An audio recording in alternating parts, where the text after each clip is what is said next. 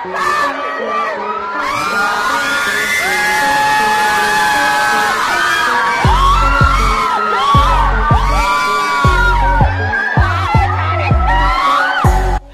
teman-teman kos-kosan, gimana kabar kalian? Baik-baik saja kan? Isak 2025 sudah selesai tadi malam. Kali ini Abdi Kos akan preview apa saja hal menarik yang ada di Isak 2025 ini. Abdi Kos bacanya Isak aja ya, supaya nggak terlihat porno kalau Abdi Kos baca Isaac. Yap, karena baru tayang resmi bulan Oktober.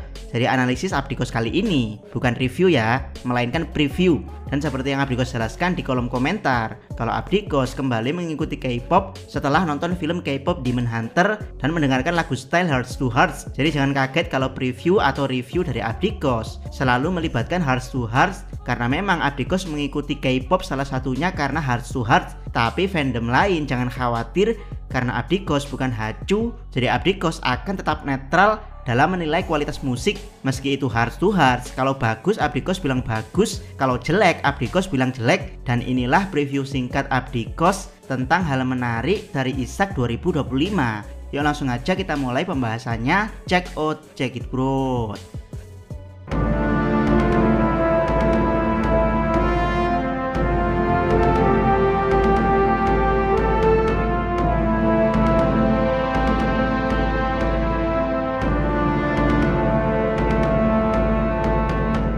Pertama, kesenjangan agensi dari banner yang terpampang. Hal pertama yang mencuri perhatian Abdi Kos dari Isak 2025 adalah kesenjangan agensi dari banner yang terpampang. Di belakang panggung pas ada 4 banner, yaitu Hearts to Hearts, Rise. Sampingnya Abdi Kos kurang tahu, kemungkinan dari Hype atau JYP. Tolong yang tahu tulis di kolom komentar. Dan sampingnya lagi adalah Eyelid dari Hype Label, dan sampingnya lagi adalah NCT Wish, sampingnya lagi adalah Miao dari Black Label. Sisanya banner-banner kecil di atas. Abdi Kos tidak paham mereka siapa saja. Dari banner ini saja kita bisa melihat bagaimana kesenjangan agensi dalam mensupport grup mereka. SM jelas mempromosikan terang-terangan grup mereka dengan memasang banner segede gaban tepat di belakang panggung. Begitu juga dengan Hype Label yang mensupport Eyelid di banner utama belakang panggung. Sementara Black Label, meskipun baru, sepertinya mereka juga tidak pelit dalam mempromosikan Miao. Sayangnya Abdi Kos tidak paham ini banner cowok milik siapa kalau memang ini dari Hype Label. Sepertinya JYP belum punya grup yang benar-benar bisa dibanggakan di generasi kelima ini. Kedua, interaksi antara idol generasi kelima. Abdi Kos mengikuti update Isak 2025 sejak pagi, yaitu sejak video pemanasan Miao mulai beredar. Sementara member Hearts to Hearts baru saja pulang dari Jakarta. Bahkan member Rise dan member NCT Wish masih belum kelihatan batang hidung mereka. Dan ya, saat beberapa member Hearts to Hearts mulai berdatangan dari Jiwoo, Carmen, Yeon, Aina, dan Stella.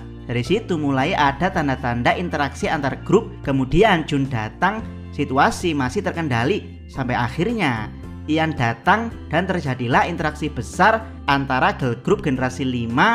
Ada Hearts to Hearts, Miao, Eyelid, Kiki, 50-50 dan Isna. Awalnya Abdi Kos tidak paham kenapa hal ini sangat wow banget. Bukannya interaksi antar grup di Isak itu sudah biasa sejak generasi kedua. Tapi setelah Abdi Kos kulik lebih dalam, ternyata interaksi antar grup ini mulai terkikis sejak akhir K-pop generasi ketiga dan K-pop generasi keempat. Jadi ya, momen interaksi khas mak-mak arisan ini jadi momen kembalinya idol K-pop yang tidak hanya bersaing tapi saling bersahabat antar agensi. Dari sini Abdi Kos menyadari kalau culture K-pop setelah berakhirnya generasi kedua sepertinya sangat-sangat berubah. Yang paham dan mengikuti perubahan culture K-pop ini, tolong tuliskan komentar kalian di bawah ya. Abdi Kos ingin belajar. Ketiga, di atas extrovert ada Ian introvert. Sebenarnya sebelum kedatangan Ian, member Hearts to Hearts sudah banyak interaksi dengan grup lain. Tapi ya, tidak bisa dipungkiri setelah Ian datang, vibes-nya jadi berbeda. Hampir semua grup mau berinteraksi seakan-akan Ian adalah jembatan interaksi untuk mereka semua. Bukan hanya interaksi ngobrol, Ian bahkan mengajak mereka dance dan ngelawak. Bahkan di hadapan grup nugu sekalipun. Abdi Kos bingung kok bisa ada orang se-ekstrovert Ian. Seakan-akan dia adalah final boss dari semua member grup dengan MBTI extrovert.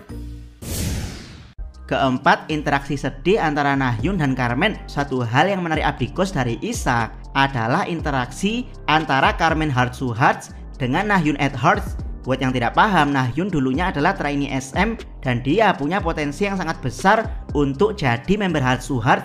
Tapi entah kenapa di saat-saat akhir Nahyun tidak masuk line up, lalu dia pindah agensi ke Titan Content yang rata-rata petingginya adalah mantan karyawan SM, di mana akhirnya Nahyun bisa debut sebagai member Edwards. Jadi ya, melihat interaksi antara Nahyun dan Carmen, Abdikos merasa Nahyun adalah member ke-9 Heart to Heart yang hilang sebelum mereka besar, sama seperti bagaimana SNSD kehilangan Jessica. Walaupun saat ini mereka bertemu di grup yang berbeda, tapi entah kenapa rasanya sangat nyesek. Kelima, lomba gulat yang mengecewakan. Gulat tradisional adalah lomba pertama yang Heart to Heart ikuti. Sayangnya mereka langsung kalah di babak penyisihan yang membuat Abdikos kecewa. Bukan kalahnya member, tapi member yang dikirim dalam pertandingan tersebut sepertinya cukup kerucuk. Yeon kalah dengan mudah, sementara Jiwoo sudah berusaha tapi lawannya terlalu OP sehingga dia bisa kena banting. Yang bikin Abdikos kecewa tentu saja Stella. Sebagai seorang extrovert, Abdikos yakin Stella punya tenaga yang lebih besar ketimbang Jiwoo. Dianya malah dapat lawan yang sangat kerucuk. Jadilah kemampuan gulat Stella sama sekali tidak terlihat. Dari sini pertandingan gulat Heart to Heart menjadi pertandingan pembuka mereka yang sangat-sangat mengecewakan. Bukan hanya mengecewakan karena kalah, tapi kecewa karena Stella menang dengan terlalu mudah. Keenam, Jiwoo yang super swag dan Ian yang terlalu humble. Pertandingan kedua yang diikuti Heart to Heart adalah menembak. Member yang dikirim adalah Jiwoo, Ian dan Jun. Sementara lawan mereka adalah Ailit. Saat menembak, Jiwoo punya style swag banget, mirip penembak dari Turki yang sempat viral di Olimpiade. Sementara Ian, dia benar-benar menarik perhatian Abdikos, yaitu ketawa imut setelah menembak dengan poin 10. Seakan-akan poin 10 bukan sesuatu yang wow bagi Ian. Padahal biasanya Ian dikit-dikit loncat kegirangan, tapi ini dia cuma senyum imut doang anjir. Abdikos jadi teringat saat momen Irene memanah, lalu anak panahnya menembus kamera di belakang papan. Saat itu reporter mempertaruhkan untuk mentraktir ayam goreng pada semua atlet. Jika di ISA kali ini ada atlet yang mampu menembus kamera, dan Irene melakukan hal tersebut dengan humble plus senyum ringan, seakan-akan itu adalah hal yang mudah. Ketujuh, Jun yang overpower. Kalau boleh jujur, siapa member Heart to Heart paling overpower di Isak 2025? Jawabannya adalah Jun. Wanjir, Jun itu kayak cowok keren yang terjebak dalam tubuh cewek manis, imut, lucu, dan menggemaskan. Saat pertandingan menembak, dia mendapat poin lebih dari 10 yang membuat Abang Rice dan member Miao sebagai calon lawan mereka di final langsung terkejut.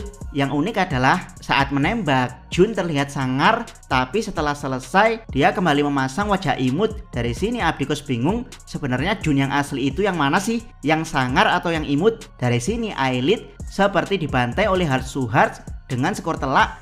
Sayangnya mereka kalah di final saat melawan Miao yang juga sangat overpower dalam menembak. Secara Miao di sini membernya adalah anak-anak orang kaya, sementara Heart to Heart diisi oleh penari balet, penari jalanan, dan YouTuber mukbang. Jadi kalau Jun yang OP parah menang melawan salah satu member Miao, maka bisa saja Ian dan Jiwoo yang akhirnya kalah. Jadi skor akhir 2-1.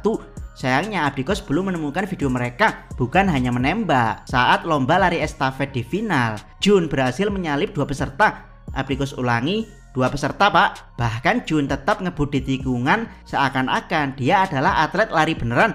Jadi sangat pantas kalau Abdikos menyebut Jun terlalu overpower untuk jadi atlet di Isak 2025. Ke-8, Carmen jadi penutup gold medal Heart to Heart. Estafet adalah lomba terakhir yang diikuti Heart to Heart. Di final, Jun membuka dengan overpower, diikuti Aina yang berusaha sekuat tenaga, lalu Ian yang lari dengan humble, dan terakhir Carmen yang menurut Abdikos satu tingkat di bawah Jun, dimana kalau dihitung waktu, Aina dan Ian 20 detik, Carmen 19 detik, dan Jun 18 detik. Dan Yah menempatkan Jun di awal dan Carmen di akhir adalah kunci kemenangan lari estafet, membuat Heart to Heart memperoleh medali emas pertama mereka sekaligus medali terakhir. Ke-9, Heart to Heart jadi girl group teratas di Isak 2025. Yap, meskipun Heart to Heart datang terlambat, termasuk Abang Rice dan Abang Wish yang bahkan lebih terlambat dari Heart to Heart, tapi pada akhirnya idol SM punya power yang berbeda dari idol agensi lain. terbukti dari perolehan akhir medali di ISAK 2025 di mana Rice jadi juara umum dengan 1 emas dan 2 perak. Sementara juara pertama adalah Heart to Heart untuk girl group dan kickflip untuk boy group. Yang keduanya sama-sama dapat 1 emas dan 1 perak. Sementara di posisi runner up ada Lun Aik dengan 1 emas dan 1 perunggu. Ke-10, seandainya Heart to Heart serius di ISAK 2025. Yap, datang terlambat saja. Heart to Heart berhasil jadi girl group teratas di ISAK 2025. Abdi Kos membayangkan bagaimana seandainya mereka full ikut lomba sesuai jadwal awal, yaitu Carmen ikut lomba lari sprint dan Jun atau Jiwoo ikut lomba dance. Plus saat pertandingan gulat, Jun datang sehingga dia bisa menggantikan Yeon. Kemungkinan besar Heart to Heart akan punya lebih banyak emas serta jadi juara umum di ISAK 2025. Tapi ya, pada akhirnya Abdi Kos pribadi juga ikut senang karena member Heart to Heart terlihat sangat bahagia di ISAK 2025, di mana sebelum ISAK jadwal mereka sangat padat, yaitu terbang dari Korea ke Makau, dari Makau ke Hong Kong, dari Hong Kong ke Jakarta, dari Jakarta balik lagi ke Korea untuk ikut ISAK. Itu pun mereka baru datang pagi, siangnya sudah ikut ISAK. Melihat mereka bersenang-senang di ISAK layaknya anak-anak remaja yang bermain di playground sudah cukup membuat hati Abdi Kos bahagia. Ditambah mereka jadi girl group teratas di bagian akhir, rasanya seperti dapat plot twist kebahagiaan. Ke-11, Baby Monster yang sering dimention di ISAK 2025. Selama Abdi Kos mengikuti update ISAK sejak pagi, ada satu grup yang selalu dimention di ISAK, yaitu Baby Monster. Grup ini sangat diharapkan untuk ikut ISAK dan berinteraksi dengan idol lainnya. Tapi dari komen-komen yang Abdi Kos baca, sepertinya YG memang tidak memperbolehkan Baby Monster ikut acara ISAK sama seperti pendahulunya yaitu Blackpink. Dari sini Abdi Kos malah tambah penasaran kok bisa Baby Monster begitu eksklusif sampai-sampai acara seperti ini bukan level mereka. Next, analisis grup. Kemungkinan Abdi Kos akan bahas Baby Monster. Jangan lupa subscribe channel Abdi Kos dan jangan lupa share video ini. Abdi Kos salam Mi.